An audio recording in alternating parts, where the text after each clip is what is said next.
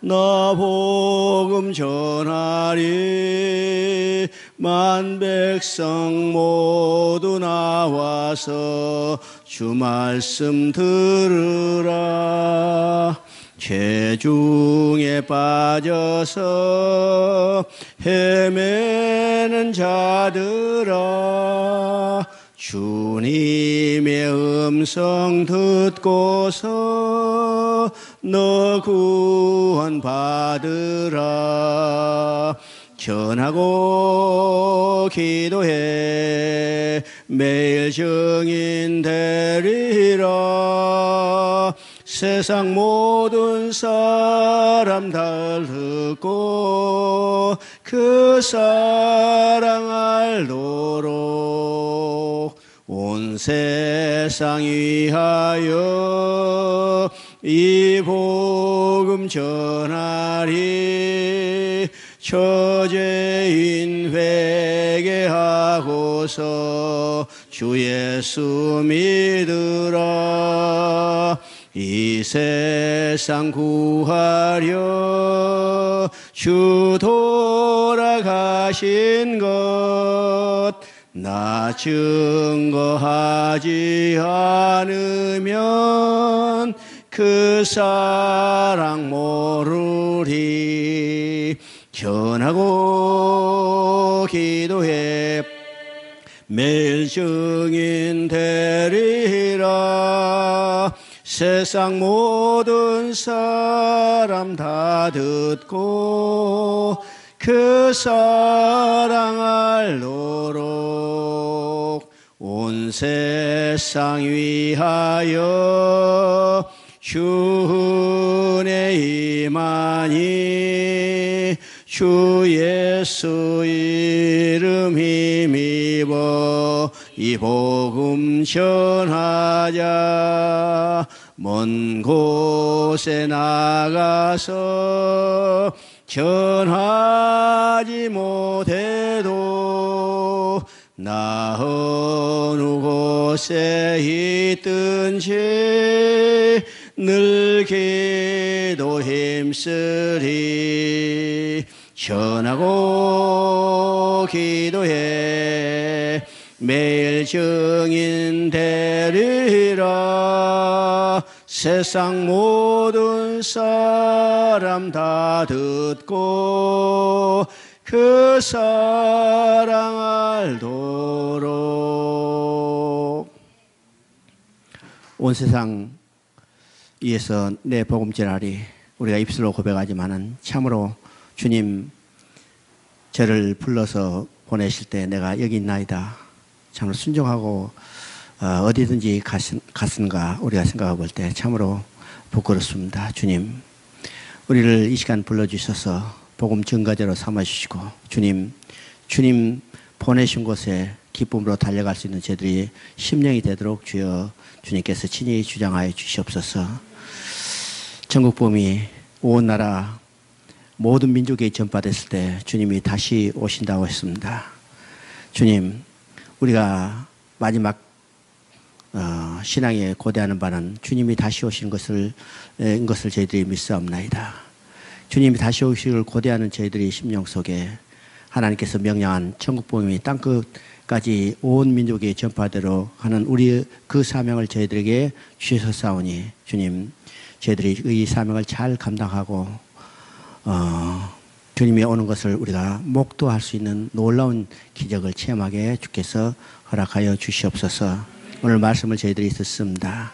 주님, 이 모든 말씀이 우리를 통해서 복음을 증거하도록 우리에게 주신 말씀이오니 우리가 확실하고 정확하고 많이 증거할 수 있도록 우리의 모든 것을 깨우쳐 주시옵소서. 우리 주 예수 그리스도 이름으로 기도드립나이다. 아멘. 끝에 가서 냄새 이야기가 나왔는데요. 냄새에 대해서는 저도 또 쓴다. 하나님이 중국을 보내시고 제일 먼저 훈련시킨 것이 냄새 적응하는 훈련을 시켰어요. 냄새 적응하는 훈련. 어디로 보냈냐? 가자마자 중국 양로원에 저를 입소시켰습니다. 이거는 자의적이기도 아니고 그냥 그래서 상하이 그렇게 가서 거기서 이제 거의 석 달 가까이 중국 양론에서 살았어요. 예, 지금은 그래도 경제적으로 나으니까 시설이 좀 괜찮죠? 그때 13년 전에 한번 생각해 보세요. 조그마한 아파트에 2칸을 얻어가지고 거기에 한 20명 정도 되는 이제 간 노인들 중에서도 한물 간 노인들. 그러니까 온 벽에 추상화 다 그려놨어. 온병에 추상화 다 그려놨어. 그리고 아무 데서 싸는 거예요. 큰이요. 나는요, 똥 냄새가 고약한 줄 알았더니 정말 고약한 것은 오줌 냄새가 고약해요. 견디기 어려워. 견디기 어렵죠. 거기서 2달 반 훈련 받고 나니까 중국 어디 가든지 냄새, 그 정도 냄새는 아무것도 아니야. 아무것도 아니에요. 알았죠? 이제 아까 얘기했지만 잘 씻지 않았는데 중국은 1년에 한 번 목욕할까 말까 하는 사람들 많아요. 머리가 찌들어서 완전히 이건요, 여기 포마드 바르는 것처럼 다 하는데 제일 괴로운 것은 버스 탔을 때 딱 그게 코앞에 오면 이건 꼼짝도 못 하잖아요. 근데 그 냄새, 양론 냄새보다는 괜찮으니까 견디죠. 어디 가든지 다 냄새 있습니다. 한국 사람들도 있고. 이 냄새에 적응할 수 있어야 선교사 제대로 할 수 있는 거예요. 실제로는. 참 여러 가지 환경이죠. 우리가 어렸을 때부터 적응된 환경에서 살지 않잖아요. 외국에 가서. 그것도 좋은 환경이 아니고 열악한 환경들인데, 특히 중국 같은 데는 얼마나 넓은지 또 다양한지, 참으로 지금도 우리가 중국에 잘 산다고 하겠지만은 이 빈부 격차, 지역 격차가 우리가 상상하는 것보다 더 심합니다. 상해 같으면 소득이 2만 불 넘는다고 하지만은 저 기주성 안쪽으로 가면 1년에 우리 돈으로 10만 원도 채 가지지 못하고 살고 있어요. 살고 있어. 그런 데는 꼭, 사람이 이렇게도 살 수 있는구나 하는 것을 느끼게 되는 데가 많이 있습니다. 우리가 어디를 가든지 참으로 기쁨으로 달려갈 수 있는 이런 마음의 준비가 돼야 합니다. 자, 오전에 이제 우리가 여호수아까지 봤습니다. 가급적이면요, 이제 오늘 중으로 역사기를 다 마치려고 하는데 이제 될지 모르겠습니다. 이번에는요, 진도에 관계없이 좀 편하게 하려고 그래요. 왜냐하면 못하면 이 다음에 와서 하면 되잖아요. 그 다음에 하면. 그래서 이제 지금까지보다 조금 더 이제 장별 이야기를 조금 더 세밀하게 했죠. 이게 본래는 언젠가는 이제 제가 여기서 한국에서 많은 시간을 갖게 될 기회가 있다면 정말로 창세기 1장부터 시작해서 계시록 22장까지 한 장 한 장을 쭉 한번 살펴볼 그런 기회가 있었으면 참 좋겠습니다. 1년이고 2년이고 이제 그런 기회가 오기를 바라고요. 그래서 지금 이번 여러분이 듣고 성경을 보면 그래도 조금 더 성경을 가까이 볼 수 있는 기회가 될 것입니다. 그렇죠? 사사기입니다. 사사기는 여호수아에서 마지막에 여호수아와 여호수아 함께한 세대도 다 죽었다고 그랬어요. 그렇죠? 다 죽은 후에 이제는 이스라엘의 초대 왕 사울이 세워질 때까지 약 350년의 기간을 사사시대라고 합니다. 사사시대. 그러면 이 사사시대가 어떤 시대냐면 하나님이 이스라엘 가운데 특별한 지도자를 세우지 아니하시고 하나님이 친히 다스리는 친정시대가 사사시대예요. 다른 말로 말하면 출애굽시대는 모세라는 특별한 지도자를 세우셨어요.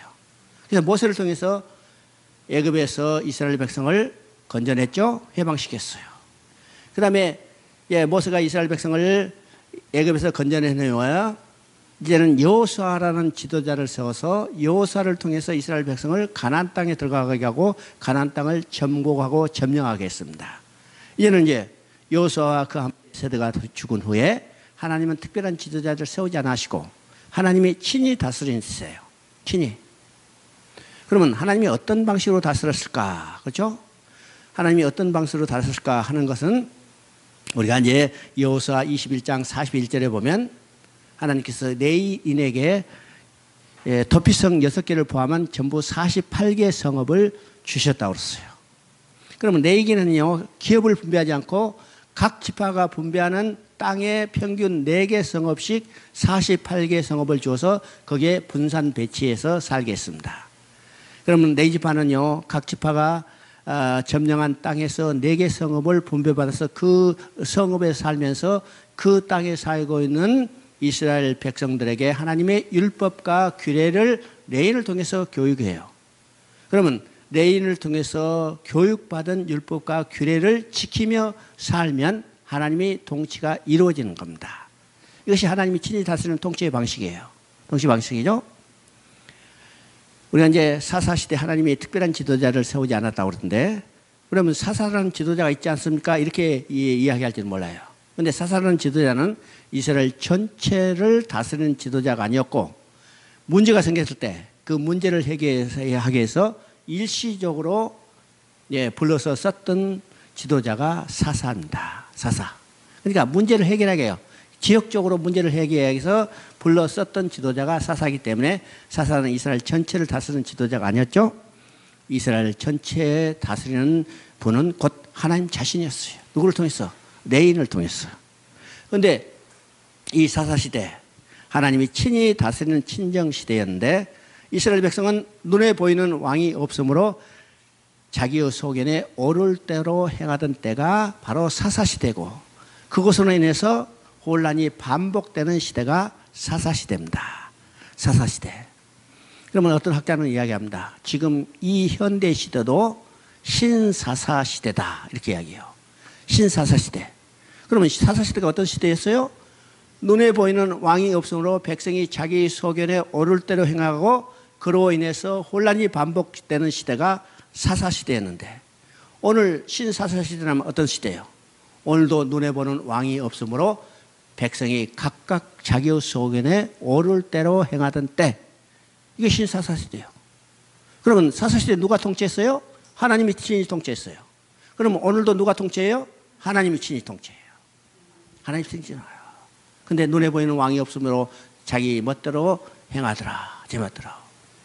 오늘 이 시대가 바로 신사사 시대입니다. 오늘 이 시대를 대표하는 한 단어가 있는데 그것은 포스트 모더니즘이요. 바로 포스트 모더니즘. 예, 초현대주의라고 그러죠. 그럼 초현대주의의 특징은 절대적인 진리가 완전히 사라진 시대. 인정하지 않는 시대. 절대적인 진리가 인정되지 않기 때문에 다 상대적인 진리요. 상대적인 진리라는 것은 내가 말하는 것이 바로 진리요. 내가 말하는 것이 바로 진리. 그러면 이 땅에 진리가 몇 개요? 5천만이 있다면 5천만 개의 진리가 있는 게요. 절대 진리가 없어. 그래서 다른 사람 말하는 것이 틀렸다. 그 진리의 규정에 맞춰서 틀렸다. 이것은 성립되지 않아요. 내 의견과 맞지 않다 뿐이죠. 왜요? 절대 진리가 없어졌기 때문에. 하나님이란 절대 진리도 지금 부정되는 단계죠. 하나님이란 절대 진리도 부정되는 단계예요. 이게 지금 신사세대입니다. 백성들이 각기 소견에 오를 대로 모든 분야에서, 정치에서도 그렇고 경제 분야에서도 그렇고 문화 분야에서도 그렇고 예술 분야에서도 그렇고 다 이 절대적인 진리가 사라져버렸어요. 사라져요. 언제부터 이 초현대주의가 생겼는가? 우리가 이제 미술 분야에서 그냥 보죠. 또 건축 분야에서 그냥 이 사상이 드러나요. 여러분요, 요새 다니면서 건축물 봐요. 옛날에는 건축물이 다 대칭형으로 돼 있어요. 그렇죠? 1960년대, 70년대, 80년대까지도 건축물이 다 대칭형이에요. 대칭형이 아니면 다 불안해. 그렇죠? 근데 요새는 대칭형 건물은 아주 촌스럽고 구닥다리예요. 다 비대칭으로. 예, 이 양식에서 이미 초현대주의가 나타나고 오늘날 사람들의 생각을 드러내는 겁니다. 드러내는 거예요. 근데 시대를 볼 수 있어요. 오늘 시대에 가장 기독교의 대적이 되는 것은 어떤 거냐?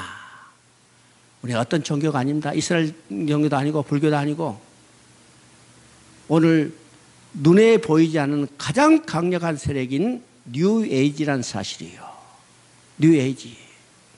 뉴에이지는 공식적으로 이야기합니다. 지금은요 물고기 시대가 지났고 물병자리 시대다. 기독교 신앙이 지났고 이제는 물병자리 시대야. 이건 완전히 기독교의 하나님을 부정하는 시대예요. 이게 오늘 이 시대입니다. 이 사상이 얼마나 세상의 모든 문화에 미쳤는가를 우리가 보게 돼요.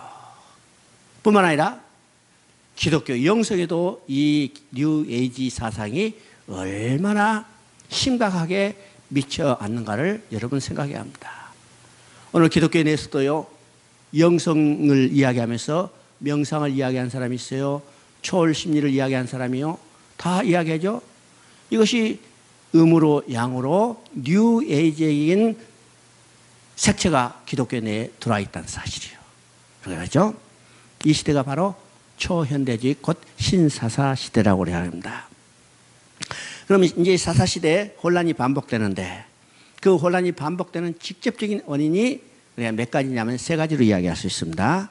그것이 이제 1장에 나타나죠. 1장 19절 보면 여호와께서 유다와 함께 계시므로 그가 산지 주민을 쫓아내었으나 골짜기 주민들은 철병거가 있으므로 그들을 쫓아내지 못하였고 1장에 보면요. 이제는 가나안 땅에 들어가서 그 땅을 분배받은 이스라엘 족속들이 그 땅에 살고 있는 가나안 족속을 쫓아내는 전쟁을 치르고 해요. 그러나 여호수아는요. 여호수아 시대는 그 땅을 점령하고 이게 분배만 했어요. 분배하고 그 땅에 들어가서 이제 이스라엘 주민이 거주하게 되는데 실제로 이제 그 땅에 거주하면서 그 땅에 살고 있는 주민을 완전히 쫓아내야 안전한 정복이 돼요. 하나님은 말씀하셨어요. 너희가 가나안 땅에 들어가거든 가나안 땅에 살고 있는 족속을 완전히 진멸하라 그랬어요. 민수기 33장에도 쫓아내렸고 신명기 22장에는 진멸하라고 그랬어요. 진멸하라는 것은요 시도 없이 없애버리라는 거예요. 시도 없이 없애버리라. 그런데 이 진멸하기 위해서 하나님 명령이 진멸하기 때문에 그 백성의 지파가 분배받은 땅에 들어간 이 지파 족속들이 그 땅에 살고 있는 가나안 족속을 쫓아내야 이게 전쟁을 치러야 해요. 전쟁을 치러야죠. 그런데 지금 1장에는 그 전쟁하는 내용이 쭉 나오는데 19절에 보니까 유다 지파에 대해서는 이야기합니다. 유다 지파는요 이제는 이스라엘 지파 가운데 중심 지파가 되기 때문에 제일 먼저 이스라엘 싸우는 전쟁을 보여주죠. 그러면 여호와께서 유다와 함께 계심으로 산지 주민을 쫓아내었으나 산지 주민을 쫓아낼 때는 여호와께서 함께 하셨다고 했어요. 그런데 골짜기 주민들은 철병거가 있으므로 그들을 쫓아내지 못하였다. 그렇죠? 골짜기 거민을 쫓아낼 때는 그들이 뭘 가지고 있냐면 철병거를 가지고 있어요. 철병거를 가지고 있을 때 지금 이 표현을 보면 하나님이 함께 계신다는 말이 없죠. 그러면 산지 거민을 쫓아낼 때는 하나님이 함께 계셨고 이 골짜기 괴물을 쫓아낼 때는 그들이 가지고 있는 철병거를 보고 하나님이 도망가 버렸어요? 그러니까 하나님이 계시지 않아요? 함께 계시지 않아요? 아니죠. 이것은 어떤 의미냐면 그 주민이 그들이 가지고 있는 철병거를 보고 하나님이 함께 계신다는 믿음이 사라졌어요. 믿음이 사라졌죠. 하나님은 약속했죠. 내가 너와 함께 하리라. 너를 절대로 떠나지 아니고 절대로 버리지 않는다고 했어요. 그런데 여기서 함께 계신다는 말이 없는 것은 그들이 믿음이 사라졌다는 것을 말하고 있습니다. 그들이 하나님 함께 계신다는 믿음이 사라지자 어떻게 했어요? 쫓아내지 못했어요. 쫓아내지 못했어요. 그 다음에 보면 베냐민 지파도 쫓아내지 못하고 므낫세 지파도 쫓아내지 못하고 계속 쫓아내지 못했단 말이 몇 번 반복되냐면 9번 반복돼요. 9번 반복되죠? 9번 반복되고 그 다음에 34절에 보니까 아모리 족속이 단 지파를 산지로 몰아넣고 골짜기에서 내려오기를 용납하지 아니하니. 여기서 이제 단 지파는 어떠냐면 쫓아내지 못하는 것은 고사하고 쫓겨갔어요. 쫓겨갔어. 왜 쫓겨갔을까? 하나님이 함께 계신다는 믿음이 사라져버렸기 때문에. 믿음이 없어졌기 때문에 그들은 그 땅에 살고 있는 족속을 쫓아내지 못하는 것은 고사하고 쫓겨갔어요. 쫓겨갔어. 우리가 하나님의 일을 우리에게 맡겨주시는데 우리 하나님이 함께 한다는 믿음이 사라진다면 쫓겨갈 수밖에 없다는 사실을 우리가 기억해야죠. 기억해요. 내가 중국에 있을 때, 동북에 있을 때 이제 말이 안 통하니까 조선족 처음에 이제 많이 양육했어요. 참으로. 근데 그 중에 결단하고 내가 이제 교회하고 어디 가서 또 선교하겠다는 이런 사람들이 있는데 나중에 많은 사람들이 교회도 그만두고 또 파송했던 지역에서도 철수하고 그런 애들이 많아요. 그중에 한 사람이 한국에 왔어. 나는 그 사람을 참 내 제자로 삼아서 나와 동역하며 좋은 일을 해주기를 원하는데 어느 날 연락이 없다가 갑자기 전화하는데 한국에서 전화 왔어요. 나는 반가웠어요. 그 사람한테 했어요. 야, 너 어느 신학교 다니냐? 그죠? 신학교 들어가서 조금 더 업그레이드된 그것을 가지고 돌아와서 참 좋은 일을 할 줄 알았는데 그래서 내가 딱 물어보는 것이 어느 신학교 다니냐 했더니 말이 없어요. 그래서 내가 어느 신학교 다녔더니 택시 운전하고 있대요. 택시 운전하고 있다. 결국은 돌아오긴 돌아왔어요. 왜 돌아왔을까? 운전하다가 사고 나가지고 허리 다치니까 더 이상 일할 수 없잖아요. 여기서 일할 수 없고 결국은 저기 목단강 북쪽 지역에 있는데 거기 돌아왔어. 돌아와가지고 이제는 이것도 할 수 없고 저것도 할 수 없으니까 교회에 했던 데서 다시 목회를 시작하는 겁니다. 하나님은 놀랍게 역사하죠. 허리를 부러서라도 이 일을 돌리는 거예요. 그들은 이제 제가 시간이 없어서 가보지는 못했는데 지금은 이제 잘할 것으로 믿고 있어요. 자, 하나님 함께 하신다는 것이 믿음이 사라졌기 때문에 쫓아내지 못하고 쫓겨갔어요. 쫓겨갔어. 이 단지파는요, 이스라엘 역사 가운데 참 골치 아픈 족속으로 변해버렸어요. 골치 아픈 족속으로 변했죠. 자기 기업을 잃어버렸기 때문에 어떻게 해요? 하나님이 주신 기업을 상실했어. 이것을 회복하기 위해서 참 못된 짓을 하죠. 그런가 하면 우리가 18장에 가보면 단지파는 하나님을 떠나서 우상을 섬기는 지파로 변하고 있는 것을 우리가 보게 돼요. 자, 두 번째 이제 원인은 2장에서 봅니다. 2장은요, 이제는 여호수아 죽고 그 백성들이 하나님을 알지 못하고 하나님께서 그들을 행해서 해주신 일도 알지 못한다고 그랬어요. 자, 2장 10절을 보면 그 세대의 사람도 다 그 조상들에게 갔고 그 후에 일어난 다른 세대는 여호와를 알지 못하며 여호와께서 이스라엘 위하여 행하신 일도 알지 못하였더라. 그러면 이제 출애굽 세대를 보면 지금 사사 시대는 제3세대라고 볼 수 있죠. 1세대는 모세와 함께 나와서 광야에서 다 죽었어요. 2세대는 여호수아와 함께 가나안 땅에 들어가서 가나안 땅을 정복하고 분배받은 후에 이제는 여호수아도 죽고 그 함께한 세대도 다 죽었기 때문에 지금 사사 시대는 제3세대라고 볼 수 있는데 이 3세대의 특징은 뭐냐? 여호와도 알지 못하고 여호와께서 이스라엘을 위하여 행해 주신 일도 알지 못하겠어요. 여기에 아주 중요한 의미가 있습니다. 자, 우리의 신앙은 어떤 거냐면 하나님이 누구신가를 아는 거예요. 또 하나님이 나를 위하여 해주신 일이 무엇인가를 아는 거예요. 자, 하나님을 알지 못하면요, 하나님 외에 다른 신을 반드시 섬기게 됐어요. 왜요? 인간은 종교적인 인간이기 때문에 하나님을 모르면 하나님 외에 다른 신을 반드시 섬기게 되죠. 근데 이스라엘 백성은 하나님을 알지 못한다고 그랬어요. 또 하나님이 그들을 위하여 해주신 일도 알지 못한다고 그랬어요. 그러면 하나님이 그들을 위하여 해주신 일이 어떤 일이요? 그들을 애굽에서 건져내서 광야를 하나님이 친히 인도해가지고 가나안 땅을 정복하고 분배해서 정착하게 하는 모든 일들이요. 하나님의 은혜가 무엇인지를 아는 거예요. 이것이 하나님의 나를 위하여 해주신 일을 알아야 해요. 그런데 이스라엘 백성은 하나님도 알지 못하고 하나님이 그들을 위하여 해주신 일들을 알지 못했다. 하나님이 그들을 위하여 해주신 일을 알지 못했기 때문에 그들은 배은망덕한 삶을 살 수밖에 없죠. 하나님과 하나님이 그들을 위하여 해주신 일을 아는 거. 이것이 우리 신앙의 기초입니다. 그러면 오늘 하나님과 하나님이 나를 위하여 해주신 일이 어디에 기록됐을까? 그것을 기록한 책이 바로 우리가 가지고 있는 성경이에요. 성경을 통해서 우리는 하나님이 누구신가를 알고 하나님이 나를 위하여 무슨 일을 어떻게 해주시는가를 알게 되는 겁니다. 우리 하나님을 아는 방법, 하나님이 나를 위하여 해주신 일을 아는 방법은요, 우리가 기도 많이 한다고 해서 알 수 있는 게 아니요, 예배 많이 드린다고 해서 알 수 있는 게 아니요, 봉사 많이 했다고 해서 알 수 있는 게 아니요, 오직 성경을 통해서만 알 수 있어요. 성경은 하나님과 하나님이 나를 위하여 해주신 일이 무엇인가를 역사적인 사건을 통해서 기록해서 오늘 나에게 보여준 책이죠. 그러면 오늘 우리는 뭘 많이 알아야 해요? 성경을 많이 알아야 해요. 성경을 확실하게 정확하게 많이 알아야 해요. 이스라엘 백성은 여호와께서 그들을 위하여 해주신 일을 알지 못했어요.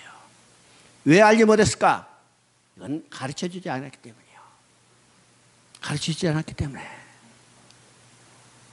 그래서 우리 신앙의 근본은 가르침에 있다는 사실을 알아야 합니다. 가르침에 있어요. 어제도 얘기했죠? 우리 신앙은 언제부터 시작되는가? 태어날 때부터 시작돼요. 아니, 태어나기 전에 뱃속에서부터 신앙교육이 시작돼야 하고, 누가 신앙교육을 해야 하냐면 부모가 신앙교육을 해야 해요. 교회가 할 수 있는 게 아닙니다. 교회는 그저 그냥 모습만 나타나는 거예요. 여 주일학교 가서 성경 제대로 배울 수 있어요? 여러분요, 그건 착각이에요. 나는 주일학교를 교재를 보면요, 야, 이 교재 가지고 성경 제대로 배울 수 있을까? 한번 생각해 보죠. 주일학교 교재, 오늘 많은 교재, 그 중에도 좋은 교재가 있지만은 대부분의 교재가 이야기로 써놨어요. 이야기로 써놨어. 그 세상 이야기하고 비교해 가지고 써놨어요. 왜 학생들이 재미없어요? 세상 이야기는 재밌는데 교재에 나오는, 공과 교재에 나오는 성경의 이야기는 재미없어. 그러면 이야기로 그렇게 가르치기 아니라 본질로 가르쳐야 해요. 본질로. 성경을 성경대로 제대로 가르쳐요. 그러면요, 흥미가 없는 것처럼 하지만은 저는 절대로 이걸 시험해서 확신이 있어요. 생태들을 데려다 놓고 성경 교육을 제대로 하니까 학생들이 재밌어요. 재밌어요. 누가 재밌어요? 어린애도 재밌어요. 내가 심정 가지고 기독교 학교에 그 초등학교 2학년부터 시작해서 어른까지 다 부모까지 같이 했는데, 일주일 동안 배우고 난 학생, 초등학교 2학년짜리가 딱 하는 말이, 선생님, 성경 너무 재밌어, 쉬어요. 한 말이에요. 일주일 동안 배운 그 학생 입에서, 선생님, 성경 너무 재밌어요, 쉬워요. 오늘 우리 자녀들도요, 주일학교에서도 마찬가지예요. 성경을 청정서 알고, 또 부모와 함께 예배 드리는 것이 얼마나 중요하다는 것을 우리가 생각해 봐야 합니다. 생각해 봐야죠. 그래서 누가 가르치는가? 제일 먼저는 부모가 신앙교육을 하고, 그 다음에 또 그것을 기초로 해서 교회에서 이루어지고, 이렇게 해야죠. 다 교회에 맡겨버려. 안 돼요. 안 되죠?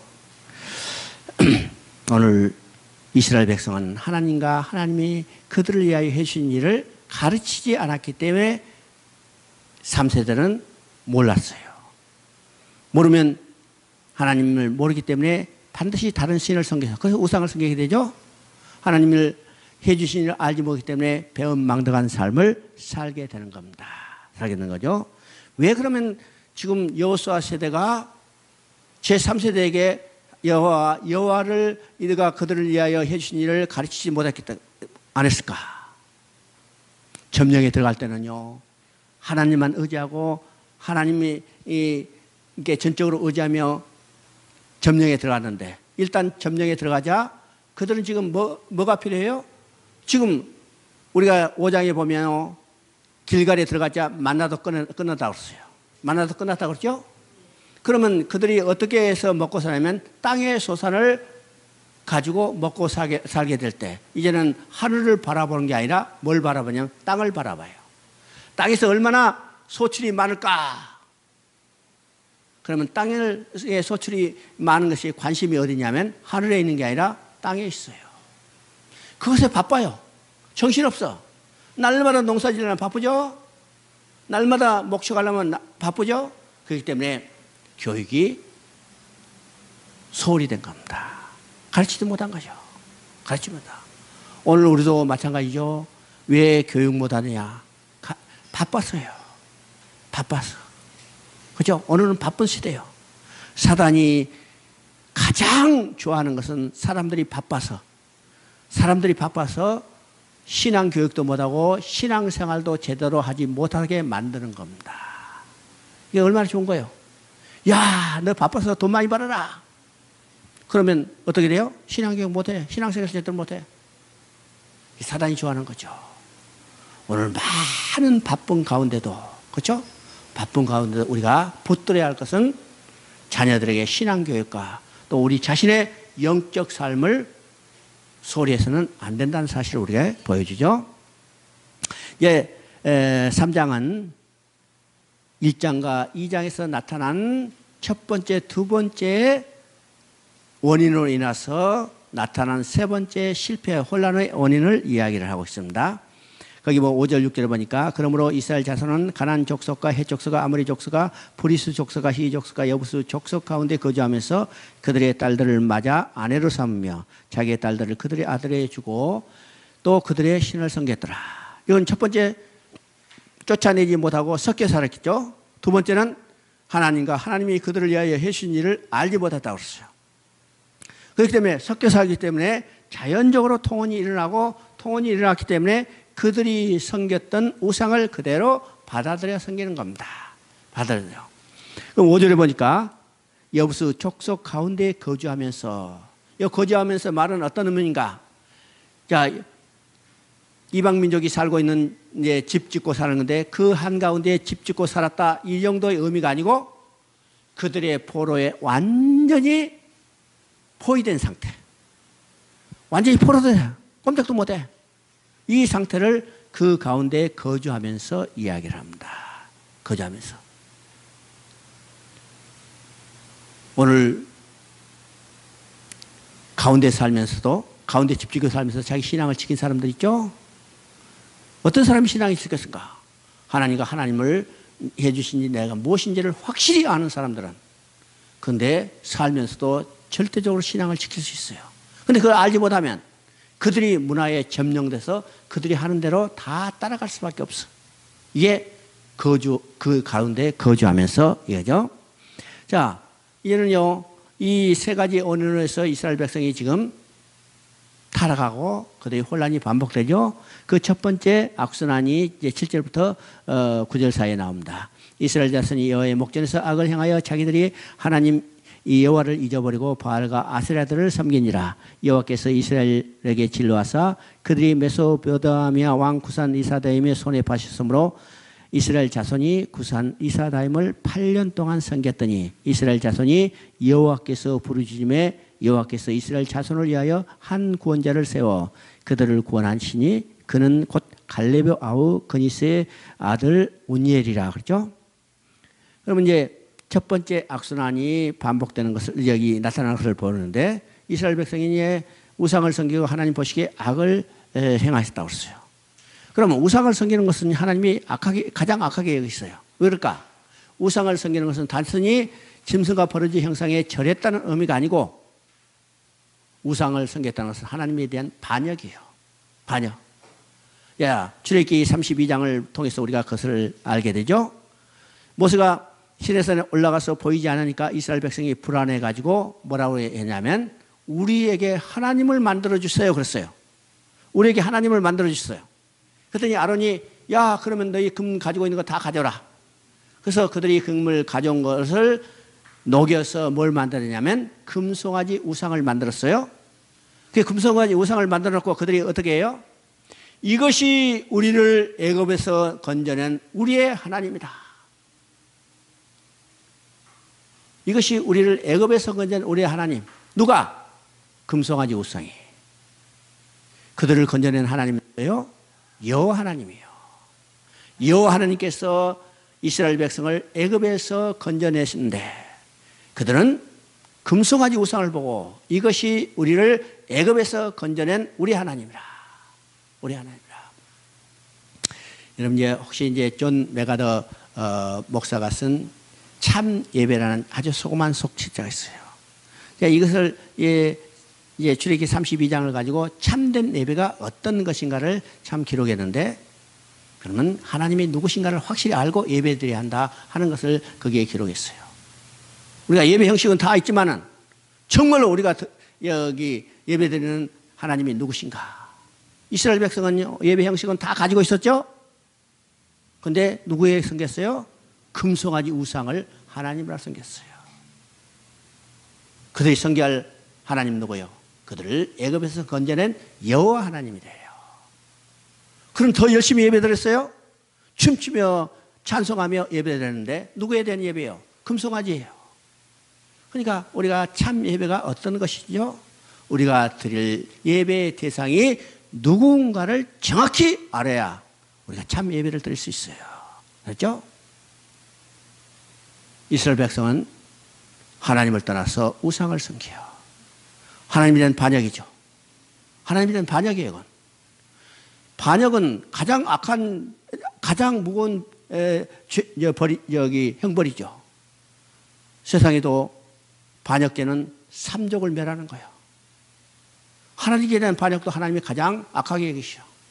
그래서 그 백성을 징계하게 해서 이방 나라를 일으켜서 이방 나라를 하여서 이스라엘을 침공하고 이스라엘을 압제 가운데 있게 해요. 그러면 이스라엘 백성이 이방 나라의 침공을 받고 압제를 받으면 그 압제 가운데 하나님께 부르시죠.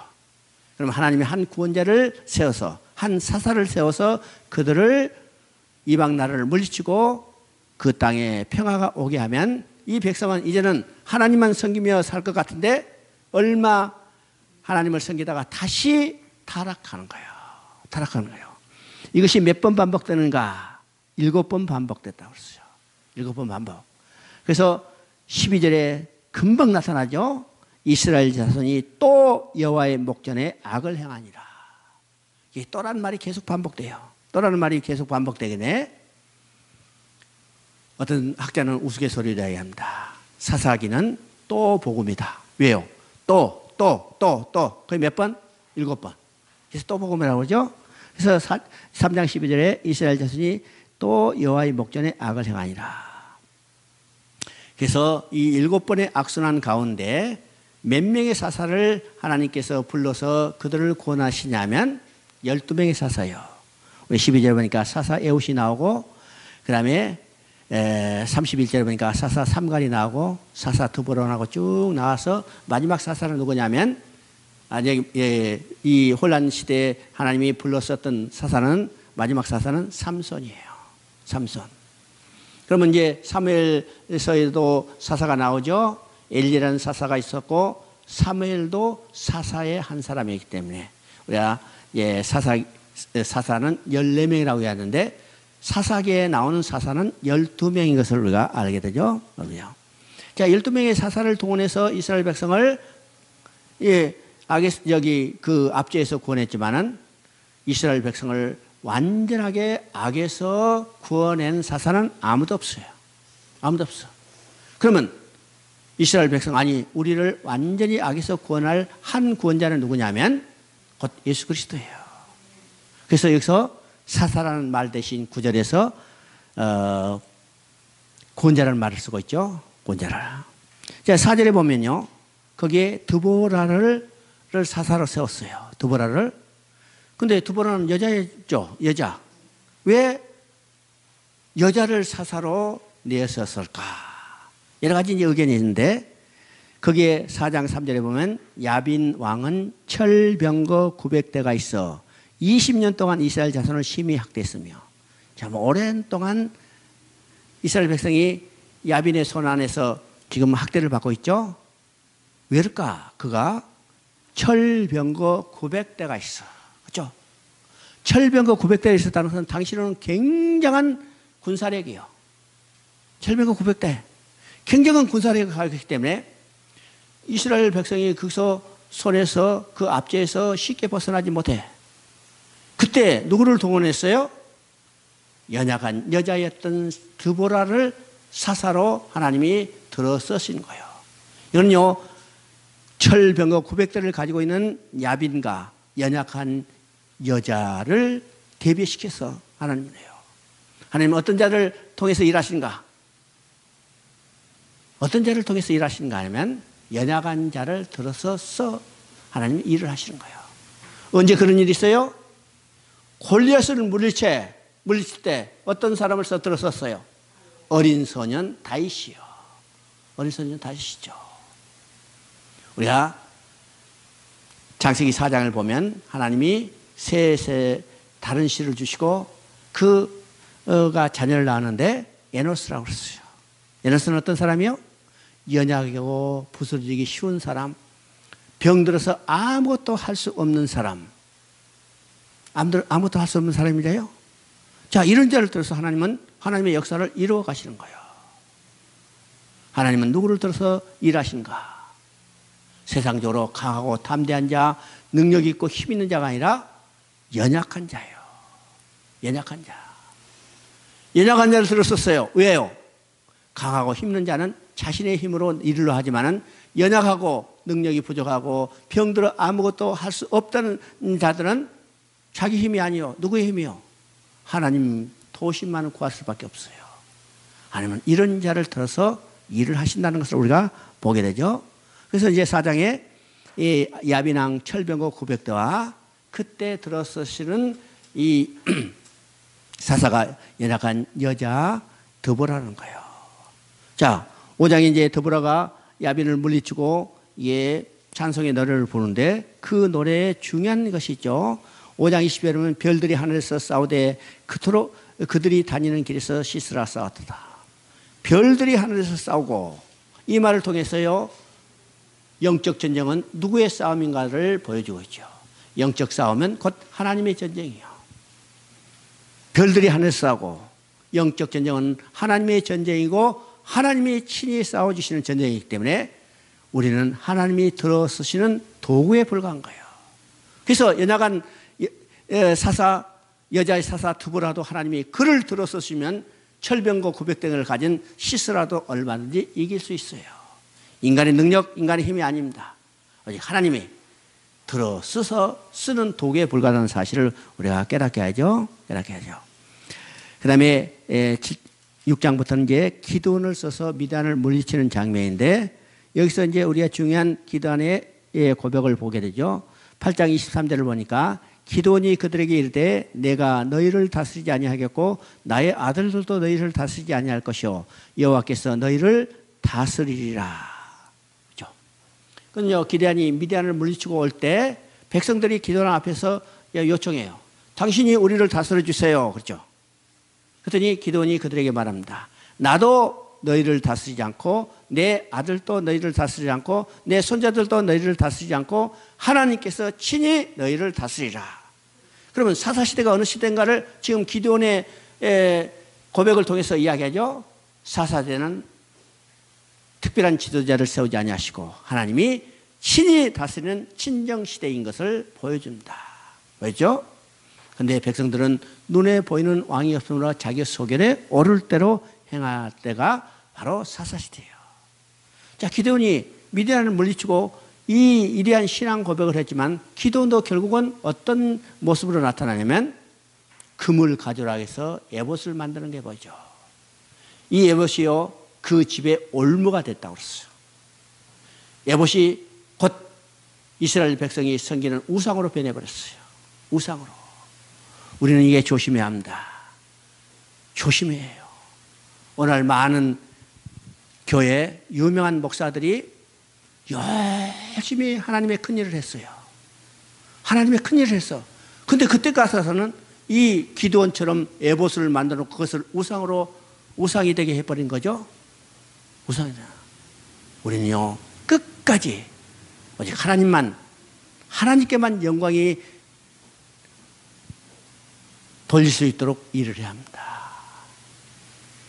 기드온도 위대한 일을 마치고 그는 에봇을 만듦으로 그 에봇이 이스라엘 백성에게 뭐라고 했어요? 27절 보니까 기드온이 그 금으로 에봇 하나를 만들어 자기 성읍 오브리에 두었더니 온 이스라엘이 그것을 음란하게 이용함으로 그것이 기드온과 그의 집에 올무가 되니라. 오늘 한국교회 현실도 바로 이 적은 에봇 하나가 온 그 사람의 업적에 아니면 그 사람 그 교회에 올무가 되게 하는 것을 우리가 보게 되죠. 그 다음에 기드온이 또 어떤 일인가? 아내를 많이 두고 그의 몸에 낳은 아들이 70명이었더라. 70명이었어. 아내가 몇 명인지 모르겠는데 하여튼 아들이 70명이에요. 이 아들 중에 누가 있었어요? 아비멜렉이라는 아주 망나니가 하나 있었어. 거의 온 이스라엘을 괴롭게 만드는 것을 보게 되죠. 참 집안도 어떻게 잘 다스려야 할 것을 우리에게 보여줍니다. 자, 이것을 통해서요. 참 성경은요. 내가 자주 강조하지만은 자녀 교육에 대해서 얼마나 중요하게 여긴가를 보여주고 있어요. 자, 성경에서 유명한 사람 가운데 자녀 교육이 실패했던 사람들이 있죠? 자녀 교육이 실패한 사람들이 있어요. 누굴까? 응? 누구요? 대표적으로 엘리야죠. 또 누구요? 사무엘 자신이요. 사무엘 자신도 이스라엘의 위대한 사사, 선지자, 제사장이었지만은 그도 자녀 교육을 제대로 못해서 여러 가지 어려움을 겪게 되는 거죠. 그렇죠. 지금 기드온도 마찬가지예요. 기드온 한 자식 때문에 온 이스라엘이 어려움에 처해진 것을 우리가 보게 됩니다. 자, 우리가 이제 11장을 보면 사사 입다에 대해서 나옵니다. 입다. 길르앗 사람 입다는 큰 용사였으나 기생이 길르앗에서 낳은 아들이었고, 그렇죠? 참 우리가 볼 때는 위대한 사람만, 아주 훌륭한 가문의 사람만 쓸 것 같은데 하나님은 쓰고자 하는 사람을 하나님이 택해서 쓰는 거예요. 그래서 참 우리가 생각할 때는요, 도저히 이 사람 이스라엘 지도자로 세워서는 안 될 것 같은데 어떤 사람을 썼어요? 입다는 큰 용사였으니 기생이 길르앗에서 낳은 아들이었고, 하나님은 이런 자도 들어서서 하나님이 일을 행해 가신다는 거죠. 그런데 입다가 이제 잘못한 일이 있죠. 그것은 선이 잘못됐어요. 선이 잘못돼요. 내 딸을 하나님께 바친다고 그러죠. 바치나. 그럼 아까도 얘기했지만 이 선은 잘못된 선이기 때문에 누구도 제물로 인간을 드릴 수 없죠. 이건 이방 종교에서 하는 일들이요. 근데 입다는 자기 딸을 제물로 드리기도 했고, 그건 결국은요, 그 제물을 드렸어요. 이건 잘못된 선이기 때문에 입다가 이 잘못을 취소하고 자기가 벌 받으면 돼요. 누구를 살려요? 딸을 살렸어야 해요. 근데 딸은 불태우고, 그죠?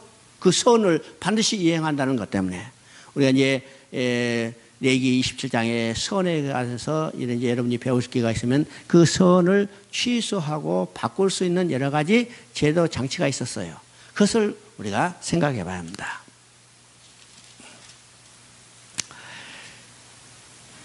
그러면 이제 16장은 13장부터 이제 16장까지는 삼손에 대한 이야기입니다. 삼손에 대한 이야기. 그럼 이제 이 사사기에 나오는 사사로서는 마지막 사사가 바로 이제 삼손인데, 삼손이 16장 20절 한번 읽어봅니다. 들리라가 이르되 삼손이여 블레셋 사람이 당신에게 들이작전이라 하니 삼손이 잠을 깨며 이르기를 내가 전과 같이 나가서 몸을 떨치리라 하였으나 여호와께서 이미 자기를 떠나신 줄을 깨닫지 못하더라.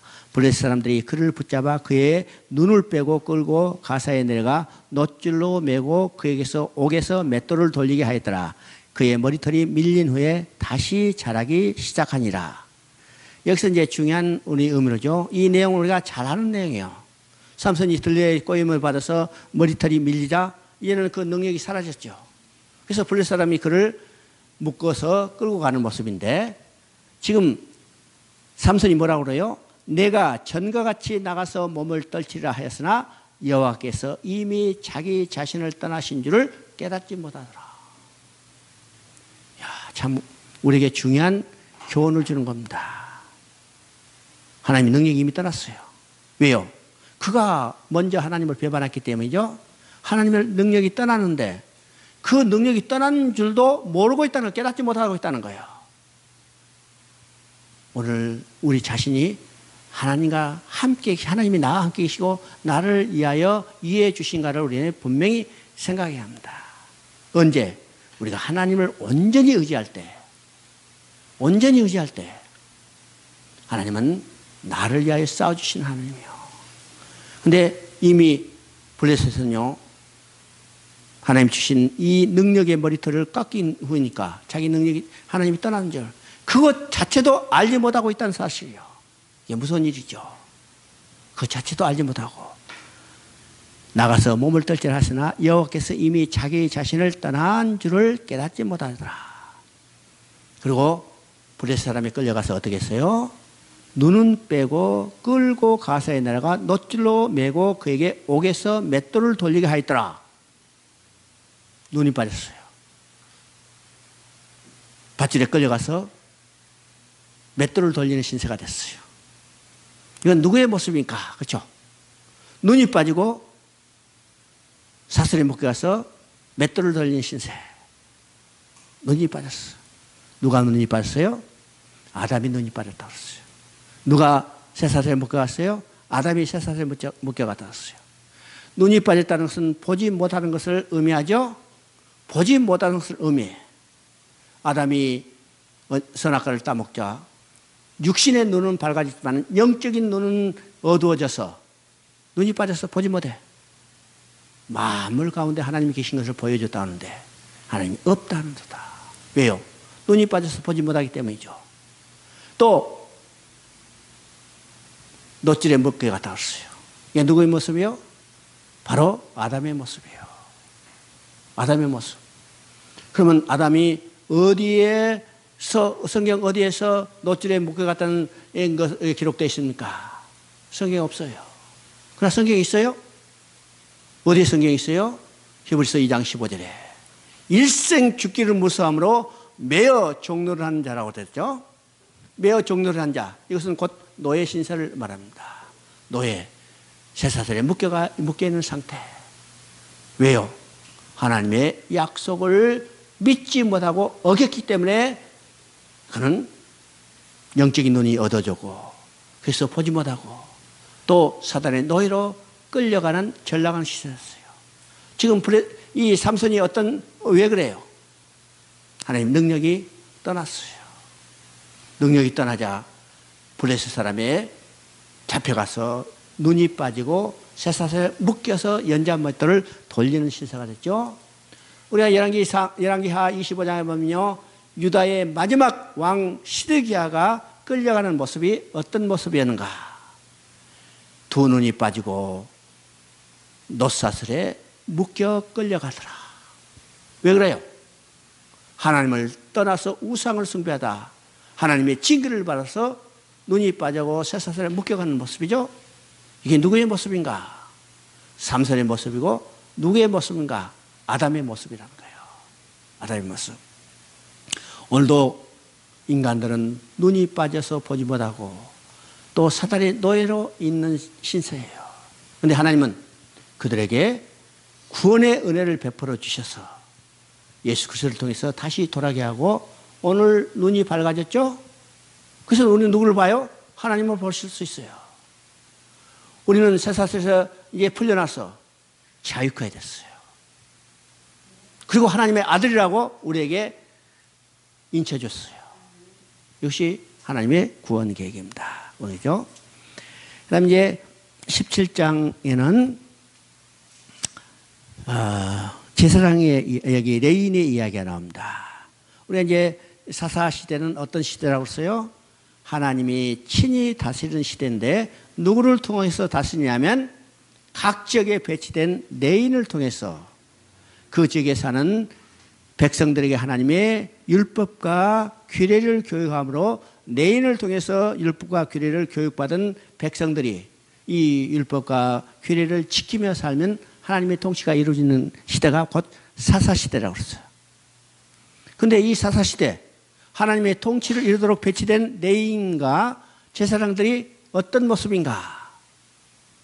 7번 악순환이 반복되는데 레위인의 이야기도 없고 제사장의 이야기도 없어요. 그런데 사사기 뒤편에 나오는 2번의 부록이라 할 수 있는 곳에 레위인이 등장하는데 그 레위인이 어떤 모습으로 등장하고 있는가? 17장에 처음 나오는 레위인이 처음 나오죠. 그럼 17장 7절을 한번 읽어보면 유다 가족에 속한 베들레헴에 한 청년이 있었으니 그는 레위인으로서 거기에 거류하였더라.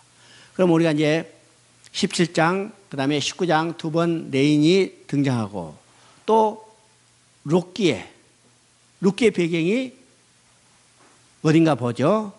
그러면 17장 19장에 레위인이 등장하는데 그 지역이 어디냐면 유다 베들레헴이에요. 유다 베들레헴. 또 룻기의 지역적 배경도 똑같이 유다 베들레헴입니다. 그럼 어떤 학자는 이야기해요? 사사기는 3편의 부록이 있다. 그 3편의 부록은 첫 번째가 17장이고 두 번째가 19장이고 세 번째가 룻기다 이렇게 이야기해요. 그러면 이 3편의 부록의 지대적 배경이 어느 때냐면 다 유다 베들레헴이에요. 유다 베들레헴. 유다 지방은 어떤 지역이요? 예수 그리스도가 태어날 지파가 점령한 땅이고 또 베들레헴은 하나님의 약속의 땅 곧 떡집이라는 곳인데 거기서 누가 태어나요? 예수님이 태어날 자리죠. 다윗의 동네 베들레헴에서 예수님이 태어나요. 그 자리에서 지금 어떤 일이 벌어져요? 타락한 레위인이 등장하는 것을 보면 이 사사 시대가 얼마나 영적으로 어두운 시대인가를 이 세 편의 부록의 지역적 배경을 통해서 보여주고 있다는 사실입니다. 얼마나 영적으로 어두운 시대인가. 그렇죠? 그래서 첫 번째 등장할 때 유다 베들레헴에 한 청년이 있었는데 그는 레위인으로 그랬죠? 레위인으로. 그러면 이 사람이 지금 어떤 형편으로 등장했냐면 그 사람이 거주할 곳을 찾고자 하여 그랬죠? 거주할 곳을 찾고자 하여. 이건 쉬운 말로 오늘 말하면 노숙자의 신세로 변했다는 거예요. 오늘 하룻밤 여기서 잘까 저기서 잘까 노숙자의 신세로 변했어요. 근데 그 사람이 오늘 하룻밤 어디 잘까 찾다가 어디에 가냐면 미가라는 사람의 집에 들어갔어요. 미가라는 사람 집에. 그럼 미가는 어떤 사람인가 하면 우리가 이제 1절부터 보면 본래 불량한 사람이죠. 불량한 사람인데 이 사람이 형식적으로는 자기 집에 우상을 섬기는 사당을 만들어 놓고 형식적으로는 제사장을 찾는데 그 제사장은 레위 지파 중에 제사장을 찾고 있어요. 근데 어떤 사람이 자기 집에 와서 물어봐요. 그때 물어봐요. 당신은 어느 지파예요? 했더니 레위인이래. 야, 미가가 좋아서 어쩔 줄 모르죠. 할렐루야. 그랬더니 미가보다 더 할렐루야 소리가 큰 사람이 있죠. 누구요? 바로 레위인이요. 왜요? 그날부터는 노숙 안 해도 되잖아요. 그날부터 노숙 안 해도 돼. 근데 미가가요, 뭐라고 그랬어요? 10절에 보니까 미가가 그에게 이르되 내가 나와 함께 거주하며 나를 위하여 아버지와 제사장이 되라. 내가 해마다 은열과 어복 한 벌과 먹을 것을 주리라 하므로 그 레인이 그 집에 들어가고 11절에 보니까 그 레인이 그 사람과 함께 거주하기를 만족하게 생각하였으니. 그렇죠? 그러면 뭐 때문에 만족했어요? 해마다 은열과 어복함과 먹을 것을 주고 같이 살자 하니까 만족하겠어요. 어디서? 우상을 섬기는 사당의 제사장으로 들어가서 만족하게 하게 되었어요. 지금 레위인은 어떤 사람이요? 하나님의 통치를 이루도록 각 지역에 배치된 제사장이요. 하나님의 제사장이요. 근데 어디 가서 우상을 섬기는 개인 사당의 제사장으로 들어가서 은열과 어복함과 먹을 것을 주고 같이 살자 하니까 만족하게 되었어요. 이건 타락한 사역자의 모습과 동일한 겁니다. 오늘 우리는 하나님의 일을 하도록 우리에게 맡겨주셨어요. 그런데 자기의 생활고 때문에 어디 가서 우상을 섬기는 사당의 제사장으로 들어갔어. 은열과 옷 한 벌과 먹을 것을 주고 같이 자니까 만족. 생활 문제를 해결해 주니까 이야 이것이 천국이다. 그게 들어간 거예요. 어디서? 우상을 섬기는 사당에 들어갔어. 사당에 들어갔어. 오늘 이 모습이 어디의 모습과 똑같으냐면요. 예수님이 성전을 정할 때 뭐라고 했어요? 만민의 기도하는 집을 강도의 구렬로 만들었다는 거 마찬가지예요. 강도의 구렬. 왜 강도의 구렬로 만들었다고 했어요? 제사장들이 타락하니까 그 하나님의 성전을 자기들의 이득을 취하는 장사하는 소굴로 바꿔버렸어요. 그래서 만민이 기도하는 집을 강도의 규례를 만들었다고 했어요. 강도 규례. 칼만 들지 않았지만 그들은 백성들을 강탈하는 자들이요. 왜일까? 자, 이스라엘 백성들이요, 예루살렘 성전에 하나님께 제사 드리러 왔어. 그러면 그 제사 드릴 때 어떤 것을 드리냐면 흠 없는 거, 깨끗한 거, 가장 비싼 것을 제물로 드려야 해요.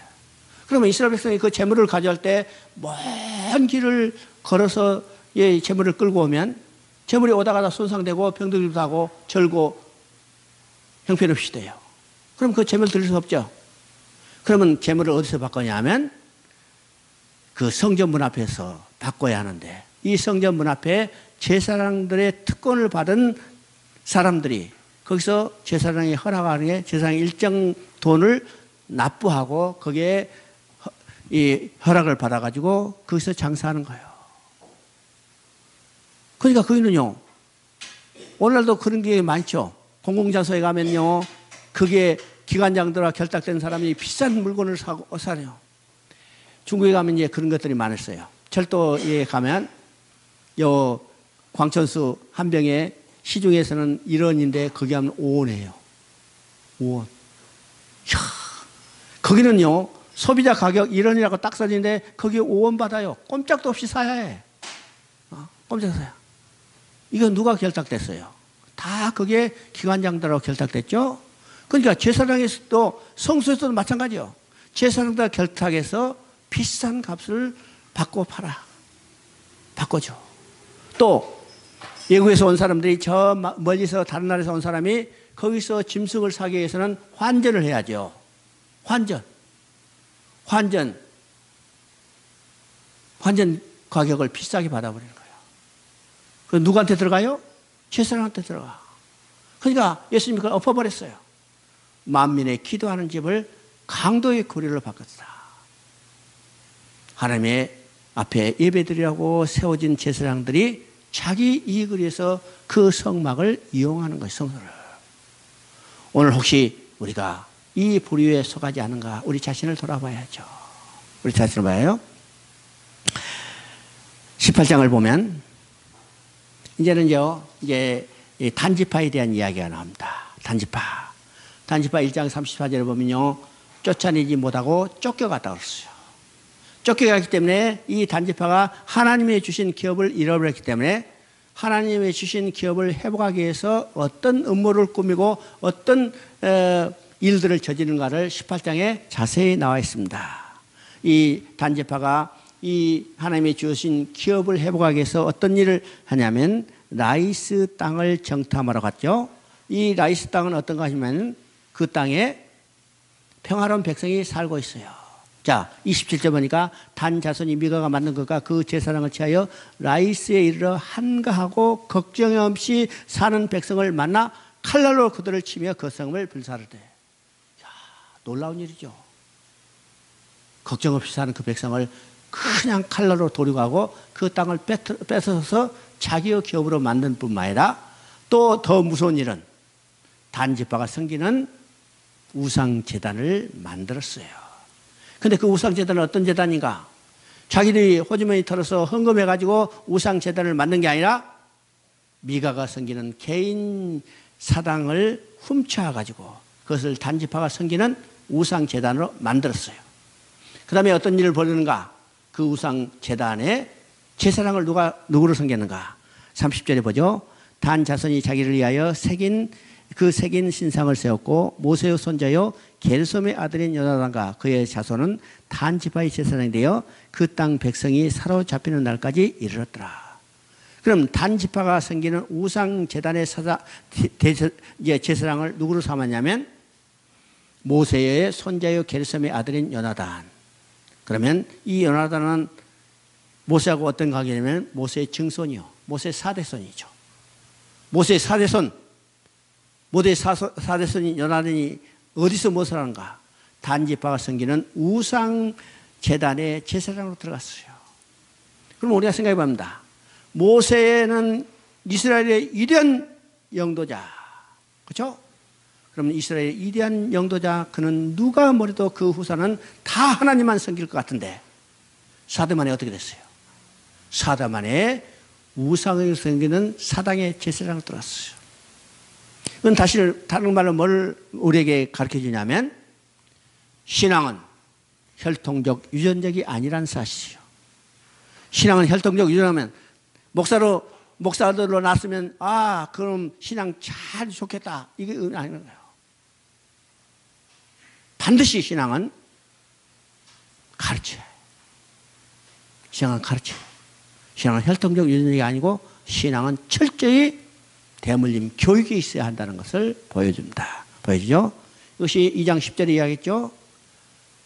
그 세대는 하나님과 하나님이 그들을 위하여 해주신 일을 알지 못했고, 왜 알지 못했어? 가르쳐주지 않았기에 알지 못했어요. 그럼 오늘 교회에서도 성도들에게 성경을 제대로 잘 가르쳐야 하고, 또 집에서도 자녀들에게 신앙교육이 철저히 이루어질 것을 우리에게 시사하고 있습니다. 19장에 보면요, 두 번째 이제 레인이 등장하죠. 그 레인도 똑같이 어떤 레위 사람이 유다 베들레헴에서, 이 지역적 배경이 똑같아요. 이 사사시가 얼마나 이 지역적 배경을 통해서 어두운 시대였는가를 다시 우리에게 시사해 주죠. 그런데 이제 이 두 번째 19장에 나오는 레위는 어떤 모습으로 등장했냐면 첩을 맞이하였더니, 그죠? 첩을 맞이하였더니, 또 그 첩이 또 한 수 더 떠서 행음했다고 그랬어요. 그죠? 그러니까 참으로 얼마나 문란한 시대인가를 우리가 보게 됩니다.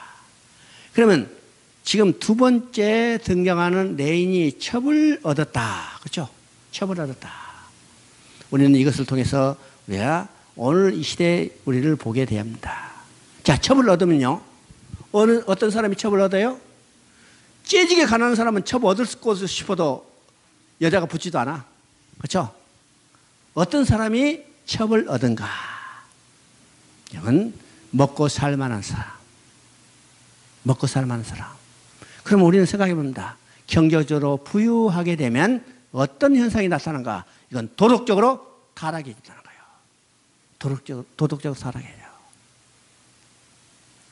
오늘 경제적으로 여유 있었다, 그런 말은 다른 말하면 도덕적으로 타락하고 문란해져 간다는 시대를 우리가 볼 수 있어요.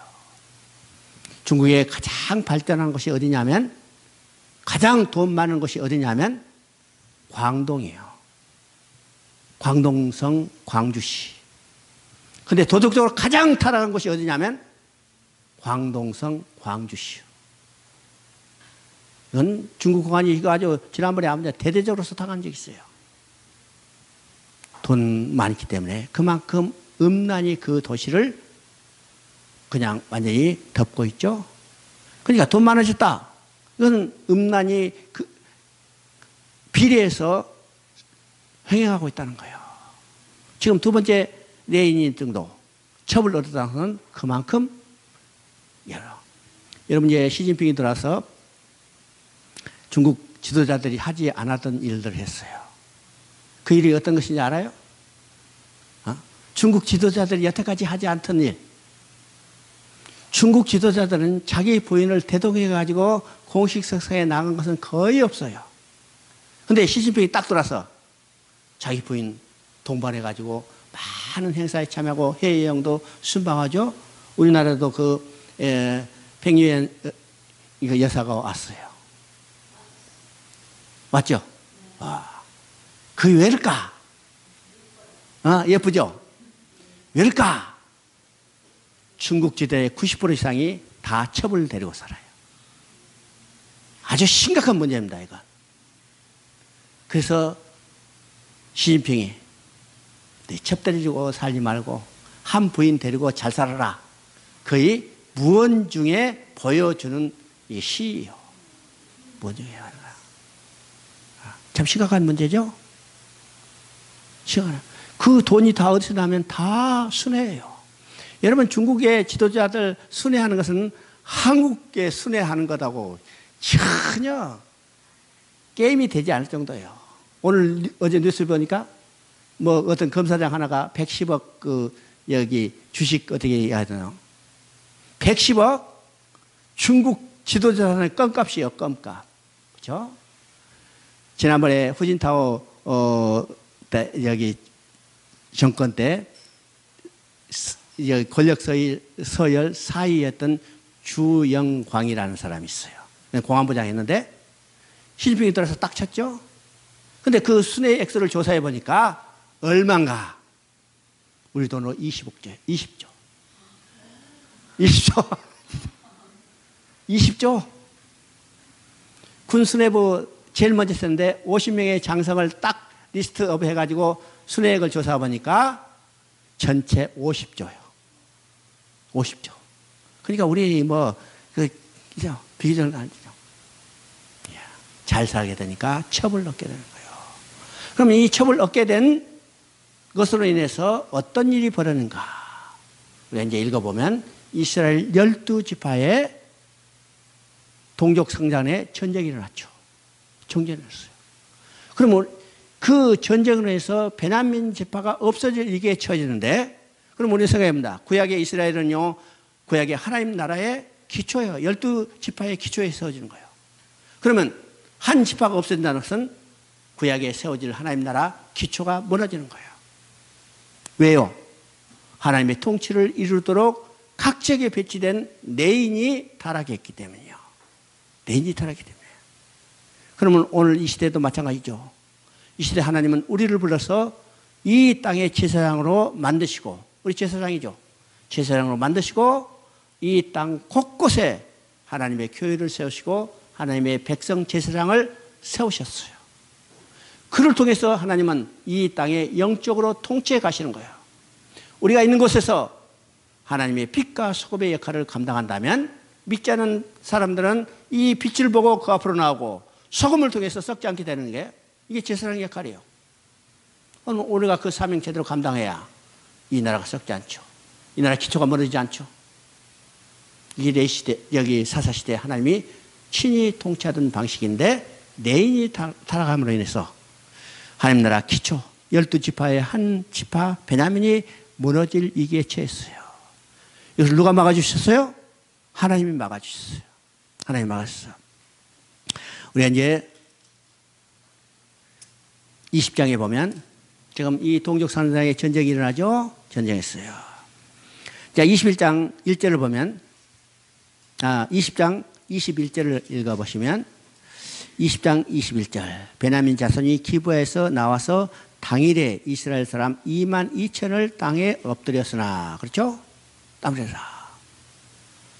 그리고 25절을 보면 베냐민도 그 이튿날에 기브에서 그들을 치러 나와서 다시 이스라엘 자손 18,000명을 땅에 엎드렸으니 다 칼을 빼는 자였더라. 자, 11지파하고 한 지파 베냐민과 싸워서 지금 11지파가 무참하게 지금 패배하는 것을 보여주죠. 21절에 보니까 이스라엘 사람 2만 2천을 땅에 엎드렸더라. 또 나가서 25절에 보니까 이스라엘 자손 18,000명을 땅에 엎드렸더라. 자, 11지파가 이 조그만 베냐민 지파 앞에 묵사발라고 그래요. 왜 그럴까?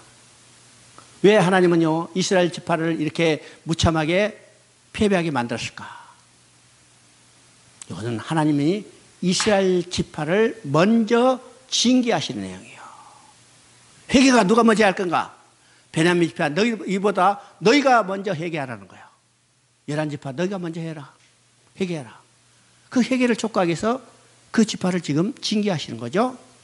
자, 이 징계가 끝난 다음에 이들이 하나님 앞에 매달려 주여 우리가 잘못했나이다. 그때 누구를 쳐요? 베냐민 지파를 치게 하는 거죠.